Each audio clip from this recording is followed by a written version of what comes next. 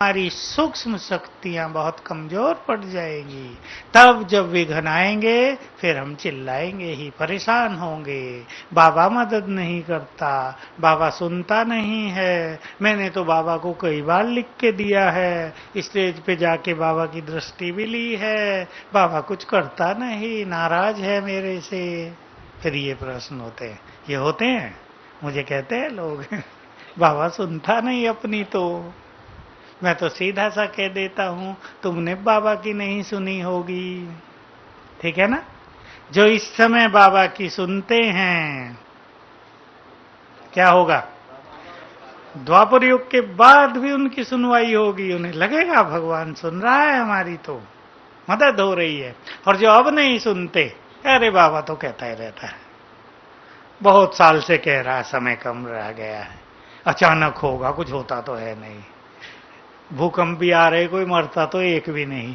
कई लोग कह रहे थे अभी बड़े बड़े भूकंप आए ना, पता नहीं 8.7 का भी आ गया, कहाँ इधर ईस्टर्न साइड में बहुत आते रहे, कुछ भी नुकसान नहीं होता। ये तो लगता है ऐसा ही चलता रहेगा। तो बाबा की सुनते नहीं है ना, बात विनाश की नहीं है। बाबा हम सबको तैयार करना चाहता है, तैयार, ताकि बड़े बड़े विघ्नों को हम हंसते हंसते पार कर लें। बाबा के निश्चय की भी परीक्षा होती रहती है हमारे पास। किसके पास कितना निश्चय है, किसके पास कितना बल है, ये दोनों चीजें काम करती हैं। बल जहां और चीजों का है, वहां मैं आपका ध्यान दिला दूं, यज्ञ सेवा का भी बहुत बड़ा बल है। अब कुछ लोग इसको कम समझ रहे हैं, पर यज्ञ सेवा भी बहुत बड़ी चीज है। भाग्यवान आत्माओं को, पुण्य आत्माओं को, आज भी कहा ना बाबा ने, तुम पुण्य आत्माएं हो। भगवान का परिवार कौन सा है? आज की मुरली, भगवान का परिवार पुण्य आत्माओं का, ये ब्राह्मण परिवार भगवान का परिवार है, पुण्य आत्माओं का, महान आत्माओं का ये परिवार है। तो यज्ञ सेवा पर भी हम ध्यान देंगे। और यज्ञ सेवा भी कैसे? निष्काम भाव से, निस्वार्थ भाव से। तो यज्ञ सेवा भी हमें बहुत बड़ा बल देगी, पुण्य जमा होता जाएगा। बहुत लोगों का ये प्रश्न रहता है, पूछते रहते हैं, हम पुण्य करें तो क्या हमारे पाप कटेंगे? पुण्य करें क्या हमारे पाप कटेंगे? क्या उत्तर है?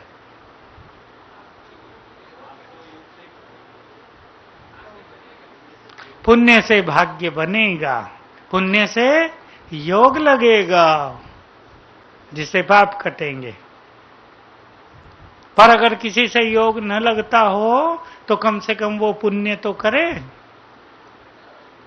कईयों का ऐसा होता है, मैं देखता हूं, फोन करते हैं, उनसे योग नहीं लगता और वो ये सुनना चाहते हैं कि पुण्य से भी पाप कटते हैं। तो हम उन्हें कह देते हैं, करो खूब पुण्य तो पाप कुछ तो ढीले होंगे, कम से कम उन पाप कर्मों के फल को सहने की ताकत तो आ जाएगी पुण्य कर्मों से। कईयों के ऐसे भी प्रश्न उठते हैं कि योग से विकर्म विनाश होते हैं या नहीं। ऐसा तो नहीं कि पाप कर्मों को सजा खाने का जो सहन शक्ति है वो आ जाती है योग से। क्या विचार है आपका? योग से पाप नष्ट होते हैं। भगवान वाच है ना, किसी मनुष्य ने थोड़ा ही कहा है, संपूर्ण सत्य है। लेकिन उसके लिए चाहिए बहुत पावरफुल योग, जिसको आजकल बाबा नाम दे रहे हैं ज्वालामुखी योग। तो सभी संकल्प करेंगे, पर चिंतन पर दर्शन के संकल्पों से मुक्त। बिल्कुल स्लोगन बना दें आप अपने जीवन का। अगर सफलता के शिखर पर पहुंचना है तो व्यर्थ से कान भी बंद, आंखें भी बंद। पसंद है? ये उनके लिए है जो सफलता के शिखर पर पहुंचना चाहते हैं, जो जीवन में कुछ प्राप्त करना चाहते हैं। अन्यथा बहुतों को तो पता ही नहीं चलता कि वो व्यर्थ भी सोचते हैं। मैं भी था एक जगह, तो भाई कह रहे थे, कोई माता है बहुत पढ़ी लिखी, अच्छी पोस्ट पर है, जरा हाई फाई है, सबको करेक्ट करती है, बहनों को भी, सबके ऊपर बॉस है वो, वैसे भी प्रिंसिपल है। तो कह रहा था कि वो क्लास में बैठती भी ऐसी जगह है जहां से सब दिखाई दें, कौन क्या कर रहा है। तो मुरली का रस आता होगा और उसको पता नहीं कि वो व्यर्थ सोचती है। अपने व्यर्थ का ज्ञान होना, अपने व्यर्थ की अवेयरनेस होना, ये भी ज्ञानी आत्मा का चिन्ह है। बहुत लोग अपनी परेशानियों का दोष दूसरों को दे रहे हैं। इनके कारण मैं परेशान हूं, इनके कारण मेरा पूरा संगम युग बेकार चला जा रहा है, इनके कारण मुझे जीवन में खुशी नहीं रहती। देखो कितना सोचनीय बात है ना। संगम युग पर प्रभु मिलन,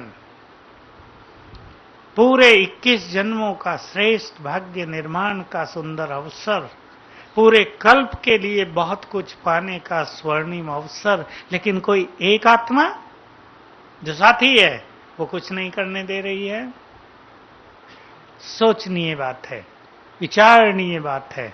तो क्या एक आत्मा के कारण हम अपने अगले 84 जन्मों को गंवा दें? सोचें सभी। इसलिए जिसके साथ ऐसी परिस्थिति है वो चिंतन करें और उसके इफेक्ट से अपने को मुक्त करें। इफेक्ट होता है, जिसके साथ रहते हैं उसकी हर बात का इफेक्ट होता है। तो आज नो इफेक्ट में हम लेते हैं जो सबसे भारी काम है दुनिया में। अपमान का इफेक्ट बहुत होता है मनुष्य पर, होता है या नहीं? सबसे ज्यादा। कोई हमारी भावनाओं को ही हर्ट करे, कोई बार बार हमें बुरा बोले, बार बार अपमानित करे, नीचा दिखाए, तुम तो हो ही ऐसी, तुम तो ऐसे ही हो, तुम कभी सुधरोगे नहीं, तुम्हारे पास तो बुद्धि नहीं है, बुरा बुरा बोलता रहे, तो ऐसे अपमान का इफेक्ट मनुष्य की स्थिति पर आता है। चाहे वो घरों में हो, सेंटरों में हो, फ्रेंड सर्किल हो, कोई भी संगठन हो। इससे हमें मुक्त होना है। कैसे?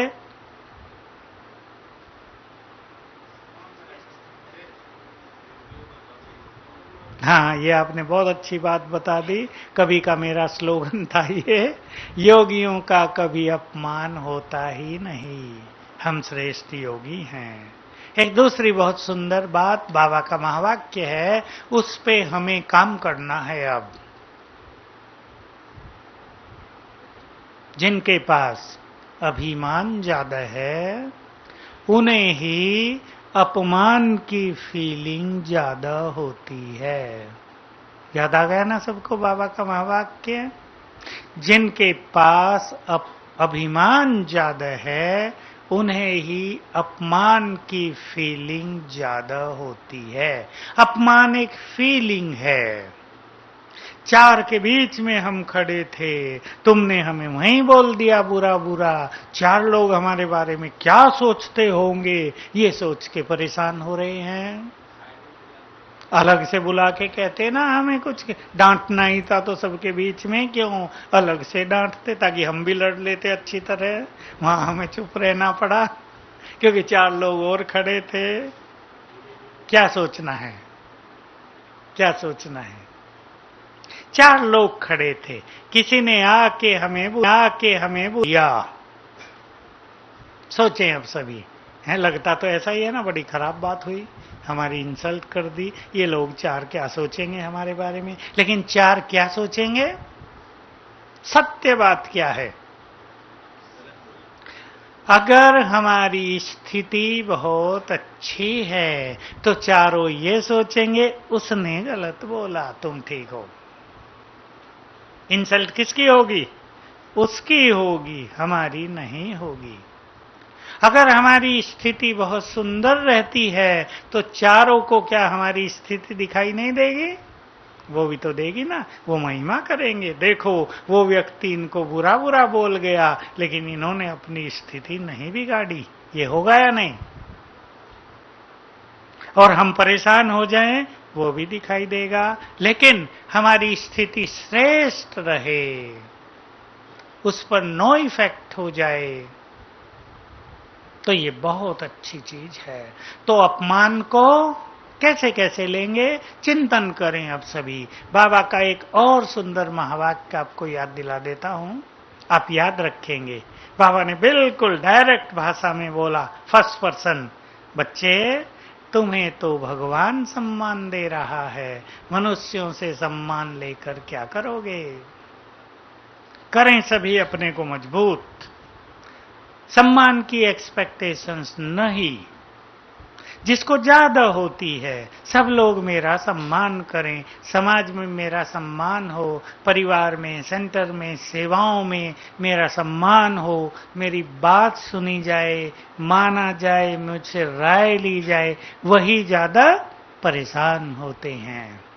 एक्सपेक्टेशंस खत्म कर दें और क्या याद करें, जो आत्माएं श्रेष्ठ स्वमान में रहते हैं, बोलो आगे, सम्मान उनके पीछे पीछे परछाई की तरह आता है। ये है रियल तरीका सम्मान लेने का। सम्मान तो इस संसार में सबको ही चाहिए, पशु पक्षियों को भी चाहिए। आप उन्हें प्यार और सम्मान दो, देखो कैसे पास आ जाते हैं। लेकिन सम्मान की भूख ये हमें कमजोर कर देती है। हम सम्मान अधिकार से प्राप्त करें। देख लें आप संगठनों में, यदि अयोग्यता है किसी में, अयोग्यता, लेकिन उसको किसी कारण सम्मान दिया जा रहा है, भाई ये बड़े हैं, लेकिन वो व्यक्ति योग्य नहीं है, तो वो सम्मान उसे नीचे गिराएगा। हम अधिकार से सम्मान प्राप्त करें, योग्य बनकर सम्मान प्राप्त करें। योग्यताओं के पीछे सम्मान स्वतः ही आएगा ना। एक आर्टिस्ट ने एक बहुत सुंदर चित्र बनाया हो, उसे सब लाइक करेंगे ना, सम्मान देंगे। और उसकी पेंटिंग, उसकी जो डिजाइनिंग है वो अच्छी न हो और वो सम्मान मांगता हो, तो दुखी होगा ना। उसके मन में एक कंपटीशन की भावना रहेगी, इसको सम्मान दे रहे, मुझे नहीं दे रहे, मैं भी तो बहुत अच्छा हूं, पता नहीं लोग मेरे से क्यों ईर्षा करते हैं। अनेक संकल्प चलने लगेंगे। लेकिन लोगों की ईर्षा हमें इफेक्ट नहीं कर सकेगी यदि हम श्रेष्ठ स्वमान में रहेंगे। सबसे बड़ी चीज स्वमान ही है ना। तो नो इफेक्ट की स्थिति में हम इस बार ले रहे हैं, इसको हल्का कर दे अपने को। भगवान हमें सम्मान दे रहा है। देख लें हम कितना सम्मान देता है बाबा अपने बच्चों को। देता है या नहीं, सब देखते हैं। कमी भी हो है, लेकिन बाबा उसको जैसे ध्यान में ही नहीं रख रहा। ये मेरी महान आत्माएं हैं सब, ये कमी तो निकल जाएगी, ये तो आई हैं सो जाएंगी, ये सब महान बच्चे हैं मेरे, ये विश्व कल्याण करेंगे, ये पूर्वज हैं। कितने सम्मान से देखता है हमें, ऐसे नहीं देखता ये कहां से आ गए पता नहीं, ज्ञान में भी नहीं चलते, ये कहां से आ जाते हैं ऐसे ही। किसी के चेहरे कैसे कि बूढ़ा हो गया, कोई हाथ में लाठी है, कि किसी की टांग खराब हो गई, किसी की कमर झुक गई, देखता है बाबा। ये सब मेरी महान आत्माएं हैं देवकुल की। तो भगवान सम्मान दे रहा है ना, हल्का कर दें अपने को, ऐसी अपनी स्थिति बनाएं, हमें किसी से कुछ नहीं चाहिए, मस्त रहना है। अब तो हमें सब कुछ लेना है बाबा से। कईयों को फील होता है हमें कोई नहीं पूछता, हमें सबने रिजेक्ट कर दिया है, हमें सबने किनारे कर दिया है, हमारा जीवन कैसा हो गया है, कोई प्यार नहीं करता। इसकी जरूरत ही नहीं। हम स्वमान में रहें, हम योग युक्त रहें, संसार हमारे पीछे पीछे आएगा। याद कर लें बाबा का महावाक्य, आपने सुना है कुछ समय पहले ही, जो बच्चे मास्टर सर्वशक्तिवान के नशे में रहते हैं, एक दिन आएगा सारा संसार उनके चरणों में झुकेगा। तो हम मांग करें या ये स्थिति बनाएं? क्या पसंद है? माताएं बोलो, स्थिति बनाएंगे ना। बच्चे आपको सम्मान दें, नहीं देंगे। देखो, बच्चों का मां से प्यार भी बहुत होता है, लेकिन ये जरूरी नहीं कि बच्चे आपको वैसा ही रेस्पॉन्स करें जैसा आप चाहते हैं। उनकी अपनी इच्छाएं हैं, वो पढ़ लिख गए हैं, वो बहुत होशियार हो सकते हैं, उन्हें अपना भविष्य स्पष्ट दिखाई देता है। तो माताओं को अच्छी तरह समझ लेना है, माँ बाप जो भी हैं बुजुर्ग, अगर श्रेष्ठ स्वमान में रहेंगे, बच्चे सम्मान देंगे ही, मांगने की जरूरत नहीं। क्या विचार है माताओं का, बहनों का? ठीक है, परेशान नहीं हो। हमने बच्चों की कैसे पालना की और बच्चे हमें देखते भी नहीं। ये वही कर रहे हैं जो स्वमान में नहीं है। तो स्वमान से हमारे अंदर बहुत अच्छी ताकत आ जाती है, हर चीज को फेस करने की, हर चीज को हल्का लेने की। कोई आपको 4 अपमान के शब्द बोल गया, आप उसको इतना हल्का लेते हैं जैसे दूसरों के अपमान के शब्द हमें छू ही नहीं पाए, मुस्कुरा के हम आगे बढ़ गए। ये स्थिति है ना। इसलिए याद रखेंगे बाबा का महावाक्य, ज्ञानी आत्मा वो है जो निंदा स्तुति मान अपमान हार जीत सुख दुख सब में समान रहे। बहुत सुंदर बात है। हमारे पास संपूर्ण ज्ञान है, संपूर्ण ज्ञान, सत्य की खोज नहीं, संपूर्ण प्रकाश है हमारे पास। तो हम अब ऐसी ऊंचाई की ओर चलें कि हमें सम्मान मांगना ना पड़े, हम सम्मान देते चलें। देने वालों को स्वतः ही मिलता है, और अगर कहीं नहीं मिलता तो उससे हम परेशान न हों, क्योंकि सम्मान लेना ही हमारा लक्ष्य नहीं है।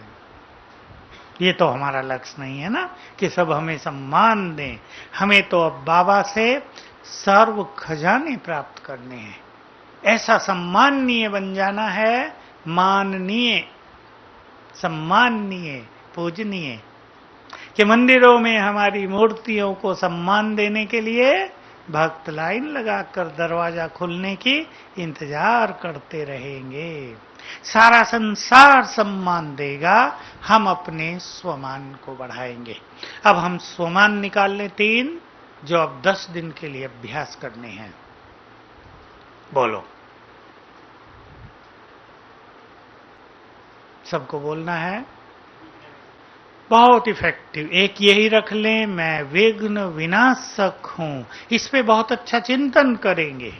विघ्नों को नष्ट करने की शक्ति बाबा ने मुझे दे दी है। अगर कोई व्यक्ति विघ्न क्रिएट कर रहा है तो मेरे पास उसे नष्ट करने की शक्ति भी है। बिल्कुल अपने अंदर भर दे ये संकल्प। अपने अपने डिपार्टमेंट में सभी ये 2 स्वमान का अभ्यास करेंगे। मैं मास्टर सर्वशक्तिवान और विघ्न विनाशक। तो शक्तियों की किरणें फैलेंगी जो विघ्नों को नष्ट करेंगी। इससे बहुत अच्छे अनुभव रहेंगे। सभी अपने अपने डिपार्टमेंट में 2 अभ्यास और रखेंगे। कभी भी आपको शांति से बैठने का समय मिले ना, बाबा का आह्वान कर लेना, फील करना बाबा आ गए। चाहे आपको एक अकेला कमरा है या बड़ा डिपार्टमेंट है, सबके बीच में बाप दादा उतर गए। उनकी किरणें फैल रही हैं चारों ओर। आज सबको रोज 5 बार करना है 10 दिन तक। और तीसरे स्वमान की जो हम बात कर रहे थे, जो वाइब्रेशंस को चेंज करता है, मैं मास्टर ज्ञान सूर्य हूं। ये 3 स्वमान रहेंगे हमारे। बाप दादा का आह्वान सभी ध्यान देंगे। कर रहे हैं आप, मैं जस्ट याद दिला देता हूं। शांति वन के वाइब्रेशंस को ऐसा बना देना है कि बाहर से गर्मी कितनी भी हो, सबका चित्त ठंडा हो जाए आते ही, शांत शीतल, गर्मी भूल जाएं लोग। वातावरण में हमें और आकर्षण भरना है। यहाँ अभी कम है, ये कहना पड़ेगा। ताकि जो लोग बाहर से हमारे पास आते हैं वो केवल मेले में ना आ जाएं।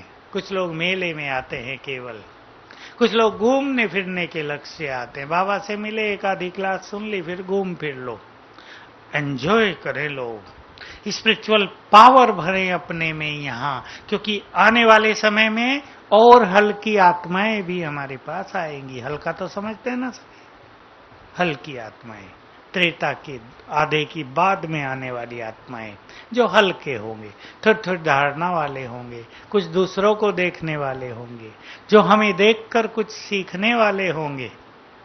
हमसे बुराई भी सीख सकेंगे तो अच्छाई भी सीख सकेंगे।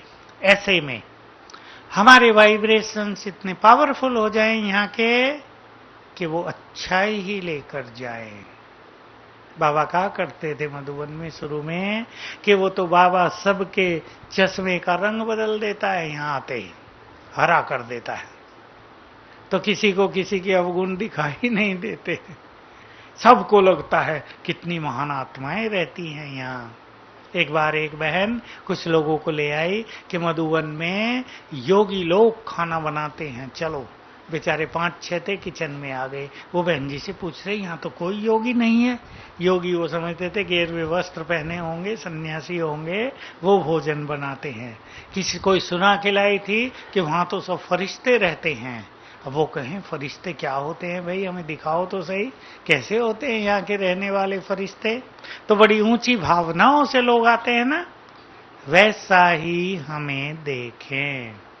तो इस पर और सभी ध्यान देंगे। सड़कों पर घूमते हुए, बहनों ने भी हाथ उठाया, ये सभी स्वमान भी याद करेंगे। मैं लाइट हाउस फरिश्ता हूं, ये भी याद करेंगे। और बाबा की किरणें लेकर चारों ओर फैलाएंगे। सड़कों पे घूमना केवल घूमना नहीं है, योग का सुंदर अभ्यास करना है। हमें याद रखना है सूक्ष्म गति।